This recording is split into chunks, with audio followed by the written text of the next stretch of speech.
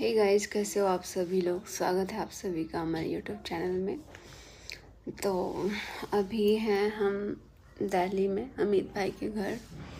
कल आए हुए थे। कल हम लोग निकले थे घर से 2:30-3 बजे के आसपास, और इनकी भी रिटर्न फ्लाइट थी, तो हमने सोचा कि चलो आते हैं।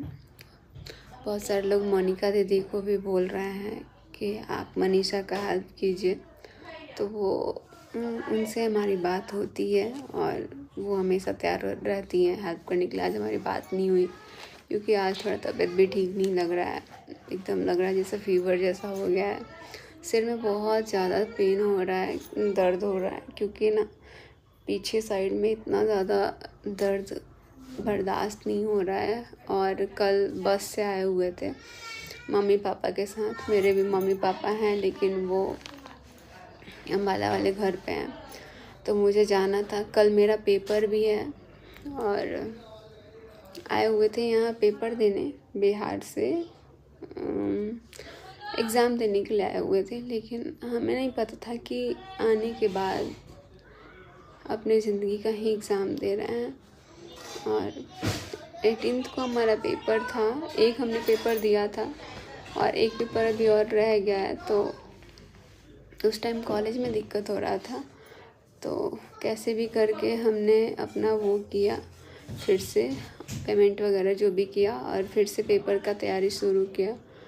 18th को पेपर है, लेकिन मुझे पेपर ये छोड़ना पड़ रहा है क्योंकि मैं मेंटली बहुत ज़्यादा डिस्टर्ब हूँ। और मेंटली फिज़िकली जो भी कहिए आप सब, क्योंकि ये जो चीज़ें हुई है ना, सच में मुझे नहीं लगता है किसी भी औरत के साथ होना भी चाहिए। ये सब चीज़ें शादी के पहले होती है ना, तो नॉर्मल कहा जाता है, फिर भी हमारे बिहार में बहुत बड़ा होता है ये सारी चीज़ें। अगर ये चीज़ कोई लड़की करती है तो बहुत दिक्कत लगता है। लोग अगल बगल के लोग उल्टे पुल्टे बोलते हैं। और जब ये चीज़ें शादी होने के बाद होती है ना, कहने को मेरे पास बहुत सारी बातें हैं, लेकिन अभी मैं बोलना नहीं चाहती हूँ, क्योंकि जो हमने 1.5 सालों में जो सारी चीज़ें देखी है ना, और उसको झेला है हमने, रो रो के कैसे मैंने गुजारा है। मैं जब भी कोई ट्रिप पे जाती थी ना, तो मैं तड़प जाती थी कि यार कोई तो एक वीडियो हो जो हमारी वीडियो साथ में आए, थोड़ा साथ में वीडियो बनाने का। क्योंकि जो भी कपल्स जाते थे ना, तो सारे वीडियो बनाते थे। उनको देख के ना मुझे लगता था कि मैं क्यों नहीं बना रही हूँ, क्योंकि जब से मुझे लगता है मैंने उन लोगों से मिला ना, तब से हमारी ज़िंदगी सच में बहुत बर्बाद हुई, चाहे वो किसी भी एंगल से आप कह सकते हैं। और उसके पहले का जो भी मेरा इंस्टाग्राम हो या यूट्यूब हो, उसमें हम लोगों का जो वीडियोस होता है ना, वो एक अलग ही आता था। उसमें अलग ही एक चेहरे की रौनक, एक अलग ही प्यार दिखता था। और आप लोग भी इतने टाइम से बोलते थे कि मनीषा दीदी आप हमेशा उदास रहती हो, एक्टिव नहीं रहती हो, एकदम लगता है कोई काम नहीं कर पाती हो। तो यही सारी चीज़ें थी जो हमारे मन में हमेशा चलती रहती थी। मैं अपने मन को इतना समझाने की कोशिश करती थी ना कि ठीक हो जाएगा, एक दिन मनीषा ठीक हो जाएगा। बट मुझे नहीं पता था कि इतना दिन तक ये सब चीज़ चल रहा है, और किसी ने मुझे बताना ज़रूरी नहीं समझा। गलती हमारे हस्बैंड में भी है बहुत ज़्यादा, क्योंकि किसी एक को अगर समझना चाहिए था इस चीज़ में, अगर वो समझ जाते तो भी बात आगे नहीं बढ़ती।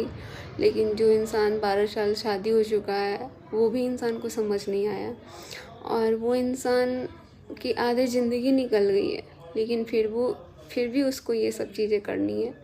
तो मुझे नहीं लगता है कि कहीं से शोभा दे रहा है। और मैं तो अपनी ज़िंदगी में कभी माफ़ नहीं कर सकती हूँ, कभी नहीं, क्योंकि मैंने बार बार आवाज़ उठाया है, और ये जो औरत है ये बार बार मेरे को रोकने का धमकी दी है कि ऐसा कुछ भी नहीं है। लेकिन जब सच सामने आया तो बहुत सारी चीज़ें हुई, और मेरे दिल में इतनी सारी बातें हैं ना कि मुझे लगता है कि शायद पूरी रात भी बताऊँ ना तो भी ख़त्म नहीं होगी। जो चीज़ अभी हम झेल रहे हैं ना, हमारी सिचुएशन को शायद ही कोई समझ सकता है, क्योंकि इस तरह से बातें करना, चैटिंग वैटिंग करना और इतना प्यार दिखाना, मैं इधर तड़पते रह जाती थी कि यार क्या हो गया है? ऐसा नहीं है, मेरे को भी दिखावा के लिए रखा गया था, लेकिन वो बंदी ऐसी है जो हर चीज़ पे मना कर देती थी। मुझे बोला जाता था कि ये बांध के रखती है, लेकिन वो औरत जो है वो सामने से हर चीज़, मैंने चैटिंग देखा ना तो मुझे लगा कि यार ये तो इस इंसान को भी कुत्ता बना के रखी है। इसको जो मन में आ रहा है वो कर रही है, जो मन में आ रहा है वो करवा रही है। क्या ही बोलूँ, मतलब ऐसी औरत को ना मैं क्या, पूरी जनता माफ़ नहीं करेगी जो गलती हुई है। और ये आके जितने अच्छे से कैमरे के सामने सफाई दे रही है, ये चीज़ें बहुत गलत है, क्योंकि बहुत पागल बना दिया पब्लिक को, बहुत मूर्ख बनाया पब्लिक को। अब पब्लिक मूर्ख नहीं बनेगी, क्योंकि पब्लिक बहुत पहले से बोलती थी जो चीज़ें होती है ना वो दिखती है तो लोग गेस करते हैं। क्योंकि जब हम दोनों का साथ में वीडियो आता था ना, तो जैसे जैसे हमारे बीच दूरियां बढ़ती गई वैसे लोगों को दिखता गया। वो लोग बोलने लग गए थे कि आप पहले जैसे सचिन मनीषा की तरह वीडियो नहीं बनाते हो, आप पहले जैसे कोई रील्स नहीं बनाते हो, आप पहले जैसे कोई ब्लॉग नहीं बनाते हो। लेकिन ये चीज़ें मुझे भी नहीं पता था कि वो औरत मेरे से इतना जलती थी। और मतलब वो ऑलरेडी उसकी सगाई हो रही है, फिर भी उसको मेरे पति के दिया हुआ उसको रिंग पहनना है। ये चीज़ें जब मैंने सुनी ना तो मेरा तो दिमाग क्या ही बताऊँ। अभी मैं थोड़ा सा परेशान हूँ, इसीलिए कैमरे में मैं बिल्कुल भी नहीं आना चाहती हूँ। बातें बहुत सारी चीज़ें हैं, लेकिन इस तरह से नहीं छोड़ने वाली हूँ मैं। जितना मैंने रोया है ना उसका हिसाब तो करना पड़ेगा, क्योंकि इतना आसानी से छोड़ूंगी तो मैं नहीं चाहती हूँ कि कल को किसी और का भी घर बर्बाद हो, किसी और औरत के साथ भी ऐसा हो, किसी और औरत के हस्बैंड को भी इस तरीके से फंसाया जाए। क्योंकि जो लड़का होता है ना वो औरत जो क्या ही बताऊँ यार, ये ऐसी चीज़ है ना कि इमोशनल ब्लैकमेल कर सकती है। लेकिन इस चीज़ में ना ये इतना फंस गए कि चीज़ें कब हुई नहीं हुई मैं आज भी नहीं जानने की कोशिश कर रही हूँ। मुझे सब पता चल गया है, लेकिन बस इतना ही रिक्वेस्ट करूँगी कि क्या ही बोलूँ, इतनी सारी बातें हैं ना कि बोलने में भी मेरे को बड़ा अजीब लग रहा है। किस तरीके से बताऊँ, कहाँ से शुरू करूँ, कहाँ से ख़त्म करूँ। क्योंकि आप समझ सकते हैं कि जो लड़की 1.5 साल से इन सारी चीज़ों को दबा के रखी है, जब भी मैं बोलती थी उनके घर वाले ऐसे आवाज़ उठाते थे, ऐसे धमकियाँ देते थे ना। मतलब यार औलाद नहीं होने के लिए इतना कोई धमकी देता है? औलाद नहीं है ठीक है, नहीं है, तुमने तो मना किया था ना सामने से।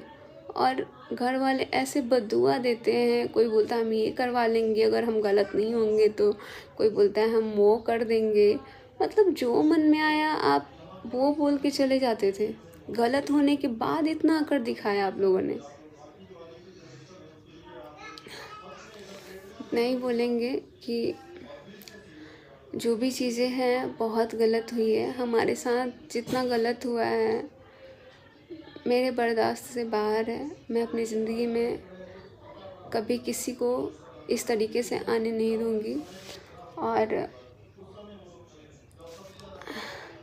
अब बच्ची नहीं औरत बनना पड़ेगा मुझे, क्योंकि इतना बेवकूफ़ बनाया गया मुझे, इतना बेवकूफ़ बनाया गया। जब भी मैं घर जाती थी, मैं बगल में कभी सो भी जाती थी ना तो चैटिंग पे बात होती थी। मुझे 1-2 बार हल्का दिखा था, लेकिन मैं विश्वास नहीं कर पाती थी कि ऐसा भी कुछ हो सकता है। मेरे मन में यही था ना कि ठीक है काम से लेके बातें होती थी, लेकिन कभी कभी ये जब लिमिट से ज़्यादा होती थी ना तो मुझे लग जाता था कि यार कुछ तो बात है, कुछ तो बात है। यहाँ तक कि मैं अपने मतलब ना ही मैं फ़ोन चेक कर पाती थी, उस पर भी एकदम मना कर दिया गया था कि तुम फ़ोन नहीं दोगे, तुम पासवर्ड नहीं बताओगे। वो बंदी तो अपने हस्बैंड को भी मना करके रखी है कि जब मेरी शादी हो जाएगी तो मेरा फ़ोन मत चेक करना, मैं तुम्हारा चेक नहीं करूँगी। बताओ, मतलब दिखावा के लिए शादी और रंगरलिया कहीं और मना रही है किसी और पति के साथ। पता नहीं, मुझे समझ में नहीं आ रहा है कि क्या क्या गेम खेला गया है और क्या क्या गेम खेली होगी, क्योंकि मैं खुद एक औरत हूँ, लेकिन मुझे इतनी शर्म आ रही है। और ठीक है, अगर इस सिचुएशन में अगर मैंने कुछ ऐसा गलती किया होता तो क्या होता। सब लोग अभी, मैंने कल आके वीडियो में बोला था, ठीक है शादी की बात हमने करी है, लेकिन अभी भी मैं माफ़ नहीं कर सकती हूँ। हमारे दिल को इतना रुलाया गया, इतना तोड़ा गया, किसी एक ने नहीं, इसमें और 4-5 लोग भी मिले हुए हैं, जो कि उन लोगों को भी ये औरत डरा के धमका के रखी हुई थी, और अब वो लोग भी बोल रहे हैं सॉरी। बट इतना बड़ा गलती होने के बाद ये जो सॉरी वर्ड है ना, किसी काम का नहीं होता है, किसी काम का नहीं।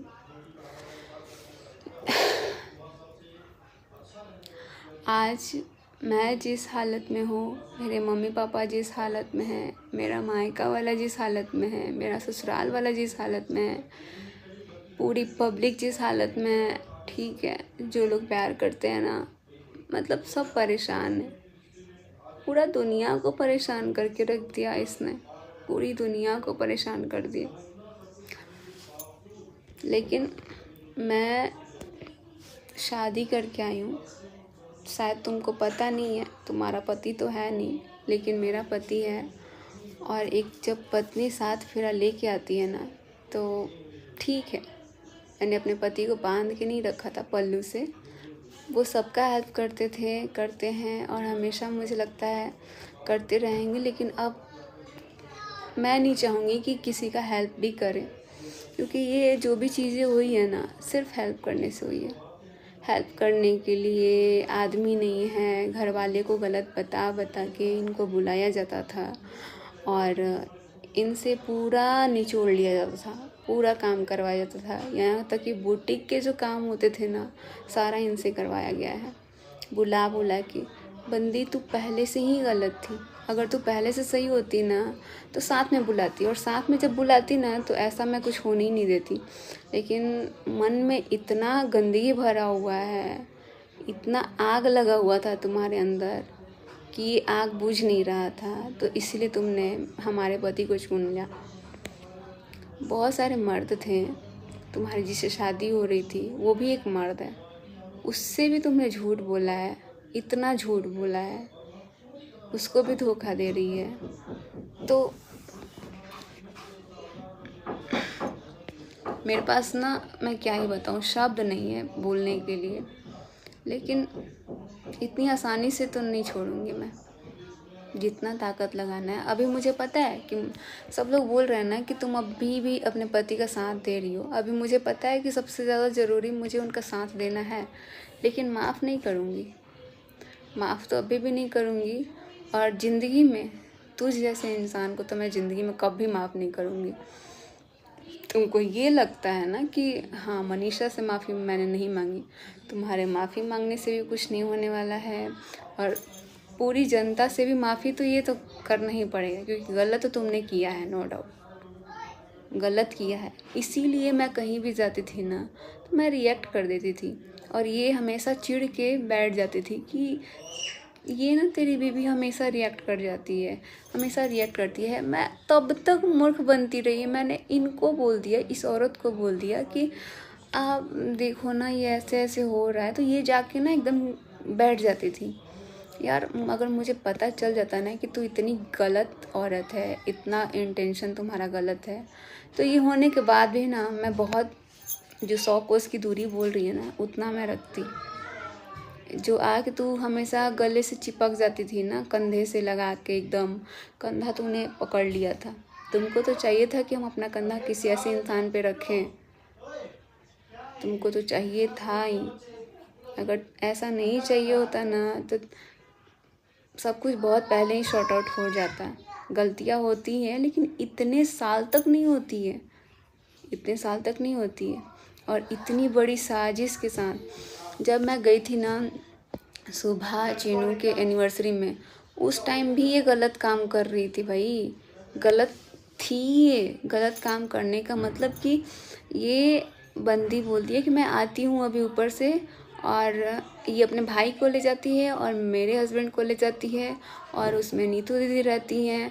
वहाँ पे भी मुझे डाउट हुआ कि ठीक है मेरे हस्बैंड को ले जा रही है, मैंने बोला भी कि मैं चलूँगी, मेरे को मना कर दिया गया कि नहीं, इसके सामने नहीं। तो क्या था ये सब? तुम्हारा चाल था, पता नहीं। तुम्हारा सबूत मुझे लगता है कि दिखाना बहुत ज़्यादा ज़रूरी है, क्योंकि आगे से ना ये दुनिया की सारी औरतें ना थोड़ा अपने पति को संभाल के रखेगी, और जो ठीक ठाक है, उड़ने वाला तो कहीं भी उड़ जाएगा, लेकिन संभालना बहुत ज़रूरी है। और लास्ट में पूरा गलती करने के बाद लिख के चले जाना कि मनीषा तू अपने पति को संभाल। काश कि ये बात पहले बोलती होती ना कि मनीषा तू अपने पति को संभाल, तेरा पति गलत कर रहा है, तो मैं एक्सेप्ट कर लेती। ठीक है मेरा पति गलत किया ना, तू जा भाड़ में जा, निकल हमारी ज़िंदगी से। लेकिन फिर भी नहीं गई तू ना, तू हर पार्टी में हर जगह से मेरे पति को चुनती थी कि मेरे लिए दवा ला दो, मेरे लिए ये कर दो, वो कर दो, और मना भी कर देती थी कि इसके साथ आना भी मत, क्योंकि अगर मैं जाती तो मैं तो रिएक्ट करती और तुम्हारा बात करना नहीं बनता। बात तो ये थी। बहुत सारी बातें हैं, लेकिन ज़्यादा कुछ नहीं बोलूँगी अभी। वैसे भी मेरा सिर बहुत तेज़ फट रहा है और मेरा जो मन है बहुत भारी है, बहुत भारी। मुझे समझ में नहीं आ रहा है कि ये जो सारी चीज़ें हो रही है इतने गंदे तरीके से, मैं बर्दाश्त नहीं कर पा रही हूँ। लेकिन अभी भी मैं साथ हूँ इनके, और माफ़ तो नहीं करूँगी इतना आसानी से। इसने जो जो हमारी ज़िंदगी में किया ना, पासवर्ड लगाना, मैं पूरा ज़िंदगी का पासवर्ड लेके दिखाऊंगी। और तुझे दिखाने के लिए मैं नहीं कर रही हूँ, क्योंकि ये चीज़ें ना दिल से करनी पड़ेगी। तो अभी मैं रूम में अकेली हूँ। इस वीडियो को रहने देती हूँ यहीं तक। बाकी मुझे पता है आप लोग हमारे लिए बहुत परेशान हो रहे हैं, बहुत ज़्यादा आप लोगों ने सपोर्ट किया है, और सारी चीज़ें पता लगी कि हाँ मेरे साथ गलत हुआ है। मैं इसी वजह से मैं हमेशा परेशान रहती थी, और मैं सिवान में रहना, अपने ससुराल में रहना मैंने स्टार्ट किया था। तो बहुत सारी बातें हैं, मैं एक एक करके देखती हूँ। ठीक रहूँगी तो मैं आऊँगी, क्योंकि हमारे लिए ये सब कुछ झेलना बड़ा मुश्किल हो गया है। बट कहते हैं ना, एक औरत अपने पति के लिए यमराज से भी लड़ जाती है। तो मैं तैयार हूँ लड़ने के लिए। लड़ाई स्टार्ट है। बस bye bye, love you all, इतना सारा प्यार देने के लिए।